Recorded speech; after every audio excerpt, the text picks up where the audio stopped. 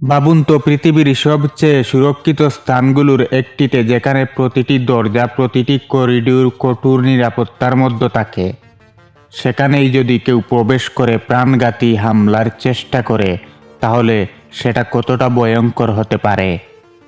2026 সালের 25 এপ্রিল যুক্তরাষ্ট্রের একটি গুরুত্বপূর্ণ রাজনৈতিক অনুষ্ঠানে এমনই এক ঘটনা ঘটে।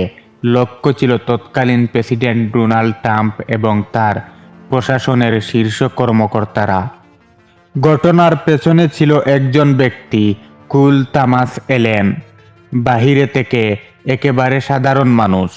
কোনো অপরাধমূলক রেকর্ড নেই, কোনো সন্দেহজনক অতীত নেই, এমনকি আইন মেনেই অস্ত্র কিনেছিলেন। কিন্তু ভিতরে ভিতরে সে তৈরি করেছিল এক ভয়ঙ্কর পরিকল্পনা। ঘটনার মাত্র 10 মিনিট আগে সে তার পরিবারের কাছে একটি বার্তা পাঠায়। সেখানে সে নিজের উদ্দেশ্য পরিষ্কার করে জানায়, সে সরকারি কর্মকর্তাদের টার্গেট করতে চায়। এই ঘটনাটি ঘটে বিখ্যাত ওয়াশিংটন হিলটন হোটেলে।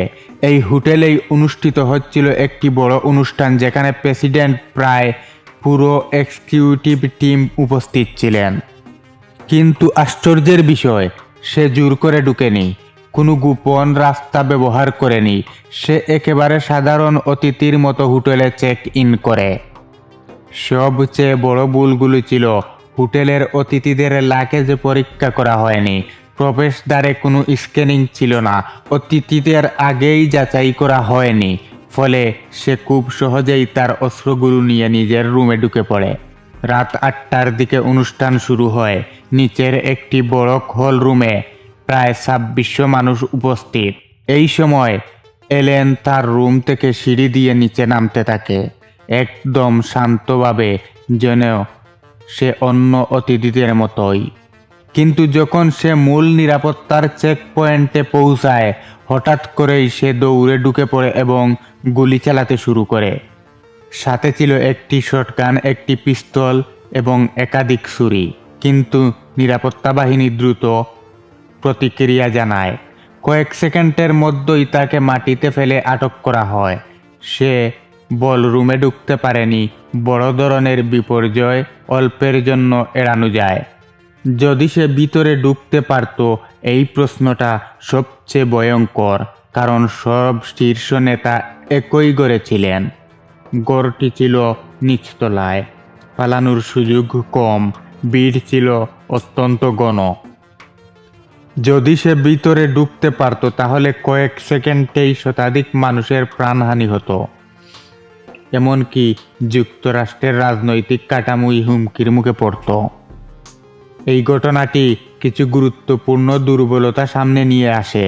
হোটেলে অতিথিদের আলাদা করে দেখা হয়নি, লাগেজ স্ক্যানিং ছিল না, শেষ মুহূর্তের সতর্কতা কাজে লাগানো যায়নি, আইন মেনে অস্ত্র কেনা কিন্তু নজরদারি ছিল না।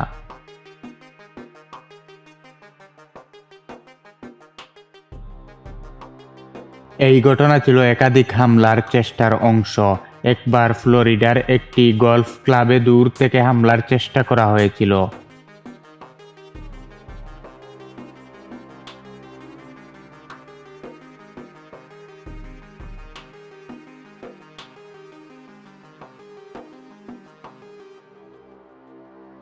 আরেকবার একটি জনসভায়, যেখানে দূরের একটি বিল্ডিং ব্যবহার করে গুলি চালানো হয়। প্রতিটি ঘটনার নিরাপত্তায় কিছু না কিছু ফাঁক থেকে গেছে, যা এই হামলাগুলোর সুযোগ তৈরি করে দিয়েছে।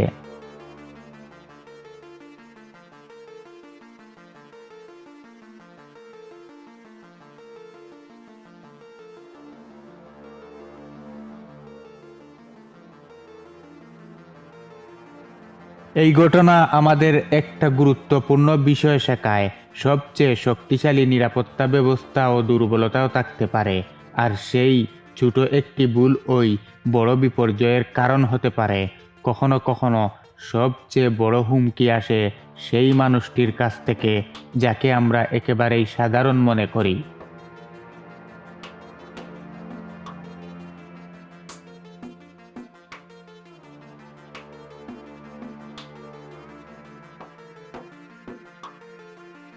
ভিডিওটি ভালো লাগলে লাইক দিয়ে কমেন্ট করুন, সাথে থাকুন আমাদের।